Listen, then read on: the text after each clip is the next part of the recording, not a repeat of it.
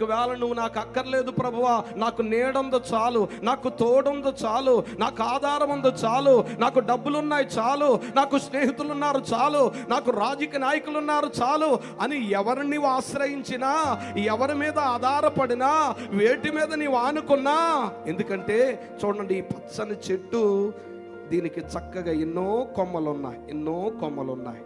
ఈ ఎన్నో కొమ్మలు ఈ చక్కగా ఈ యొక్క వేర్లతో అంటు కట్టబడి ఉంది కనుకనే ఈ చక్కని కొమ్మలు పచ్చగా ఉన్నాయి. ఒకవేళ దీనిని గనక ఒక రొబ్బను విరిసేసి పక్కన పెట్టాననుకో, ఉదయానికి ఏమైపోతుంది? పచ్చటి ఆకు వాడిపోతుంది.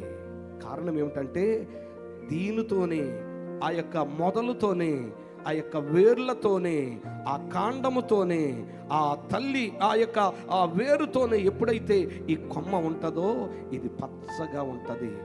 నీవు నేను మనము కూడా యేసయ్యలో ఉన్నప్పుడే మన బ్రతుకులు పచ్చగా ఉంటాయి.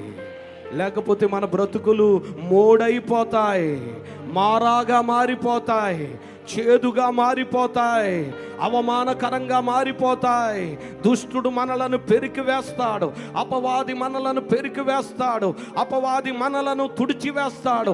అపవాది దేవునికి దూరం చేసి, మందిరానికి దూరం చేసి, వాక్యానికి దూరం చేసి, యేసులో మనము నిలిచి ఉండకుండా, ప్రార్థనలో మనము నిలిచి ఉండకుండా, ఉపవాసాల్లో మనము నిలిచి ఉండకుండా, దేవుని కొరకు మనము నిలిచి ఉండకుండా మనలను తుంచి, మనలను తెంచి, మనలను పెళ్ళగించి మన ఆత్మీయ జీవితాలను ఎండగట్టాలని దుష్టుడైన సాతానుడు ఎన్నో రకరకాలైన ఆకర్షణలు, ఎన్నో రకాలైనటువంటి పాపపు ఆశలు, లోకాశలు నీకు చూపించినప్పుడు దేవుని బిడ్డవైన నీవు దేనికి నీవు లొంగటానికి వీలు లేదు, దేనికి నీవు అవకాశం ఇవ్వటానికి వీలు లేదు.